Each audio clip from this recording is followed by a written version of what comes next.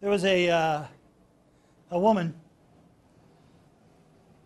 who went to a lawyer, and she says, I want to divorce my husband. The lawyer says, well, why? Do you have a grudge? And she goes, we have a carport. We don't have a grudge.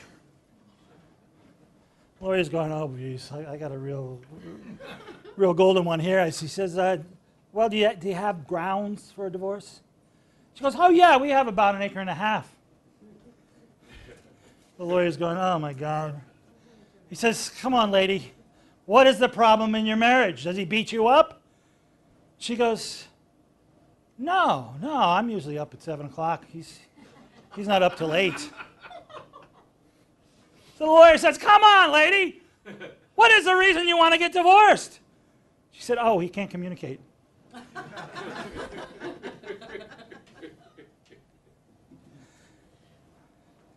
I'm going to offend people right now.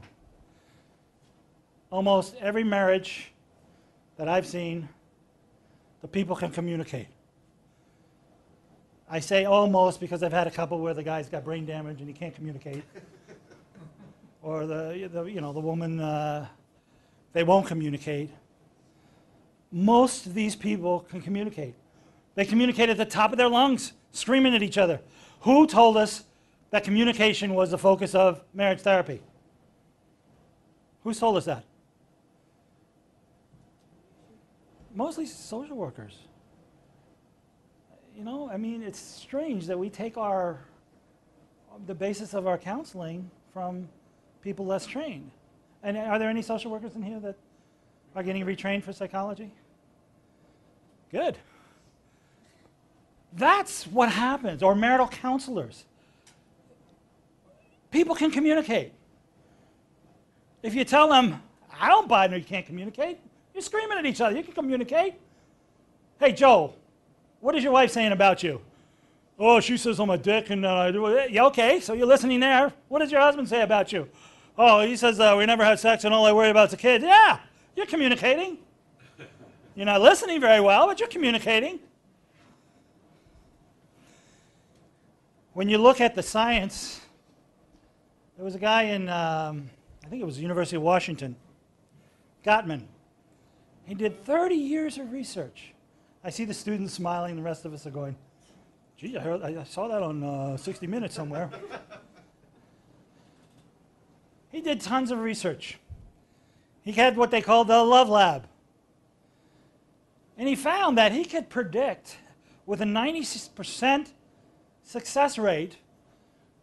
Now, anybody who predicts a 90% success rate, we sort of wonder about it, but he can predict with a 90% success rate those who were going to get divorced. And he was talking before they were married. Those that would get divorced. And he based it off of 4 different concepts.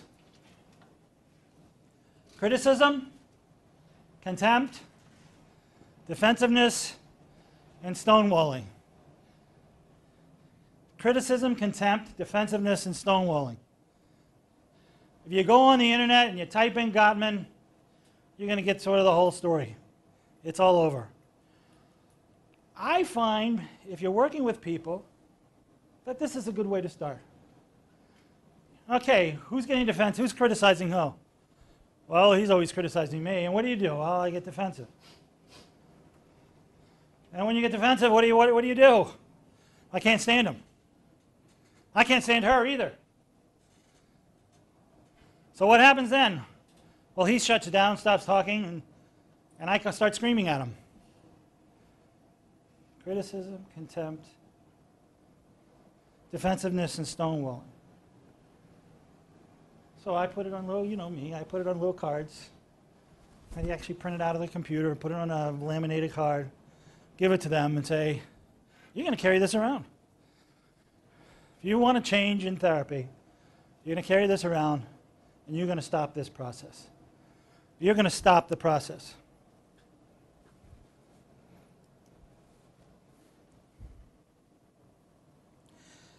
To go along with that, since there's 4, And 4, 7, 11, those are those magical numbers that God granted something in the volcanology or whatever the hell it was. Those numbers that just match. Who is the volcanology person? Okay. That there are 4 assumptions of a good marriage. Because it's 4. There's 4 assumptions on the good marriage. I give them 2, and I let them come up with 2. The ones I give them. You will come in a call for help. If I'm in trouble, you will come and try to rescue me. If you can't do that, get divorced now. And somebody was talking about how cops, you got to hit them direct. I hit them direct.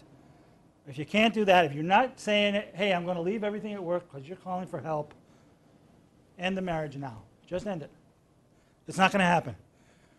If a cop comes over with a 10-1 call or 10-11 call, whatever, 10-13, whatever the code is out here, you go immediately. If your wife comes up with that call, you go immediately. And the second one I give is, I will not do anything knowingly with the intent to hurt my spouse, for male and female. Then I say, now you come up with 2. You come up with 2.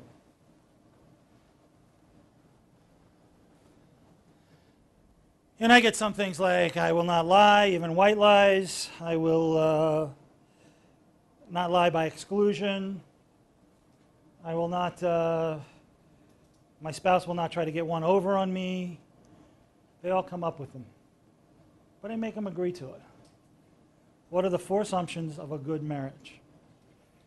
Going back, what's the theory of relativity?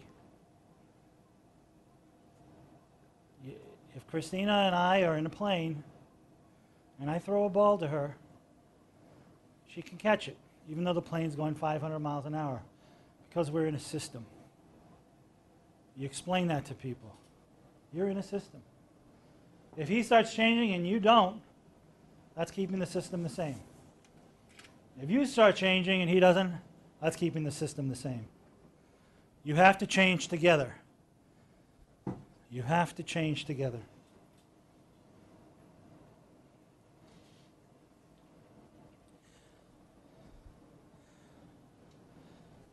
One of the initial things that I think has to happen in a marriage, I call a list of forgets. And basically, I bring it back to Duke. You can't see Duke. He's a black dog. He's right here. He's from North Dakota. You see him now? See, there's a nose. Well, Duke has a rabbit around. What is your name? My name is Gary Miller, and I can spot a loser from a mile away. Number 2. The actual screen X is a mess. I know. Isn't that wild? You touch the screen, it does. I just ruined tomorrow's opening. No, they didn't hear enough of it. No, weren't you just talking about forgetting? We will all forget. That's good. Let's see if I can get Duke back up there. No, of course I can. Well, what happened to Duke is he went into the, for years, he was a good dog. He got hungry. Duke was from North Dakota. And he decided to go into the farmer's lot there. And he said, those rabbits look pretty damn good. And the farmer grew rabbits. And he was hungry, not terribly hungry. They fed him pretty well. But he said, I got to have one of those rabbits. And he went in and he got himself a rabbit. And he killed it, started eating some of it. And then the farmer said, we have a problem here. And the problem is this. Once a dog tastes on a farm what you're raising, he's going to go into the rabbits the rest of his time. He's going to go on the rabbits. So the farmer said, what I'm going to do is I'm going to tie the damn rabbit around his neck for 2 weeks until it decays, until it's smelly, starts stinking, And one of two things will happen. Either when I take the rabbit off, the dog will run away, which is good, and that's the second best thing to happen, because dogs generally don't run away. I mean, you can take the dog and move him to Maryland, and he's still going to find his way back to North Dakota. Or the second thing that'll happen is the dog will never touch another rabbit again. So his technique was pure behavioral. Let me strap the rabbit around his neck for a long period of time. That's what happens in our marriages. That's what happens in the marriages. Sometimes the rabbit is a girl you flirted with or a guy that was flirted with.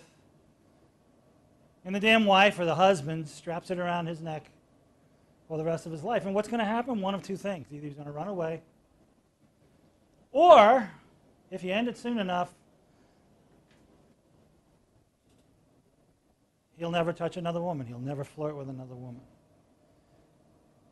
Unfortunately, guys and women have different ideas when they're strapping on the rabbit. So I start off with a list of forgets. What do we have to forget? Before we start here, what are we going to have to forgive and forget? Let's make a list. What are the things that your wife, your husband, is making you live with, strap around your neck? What is it that we're going to have to forget?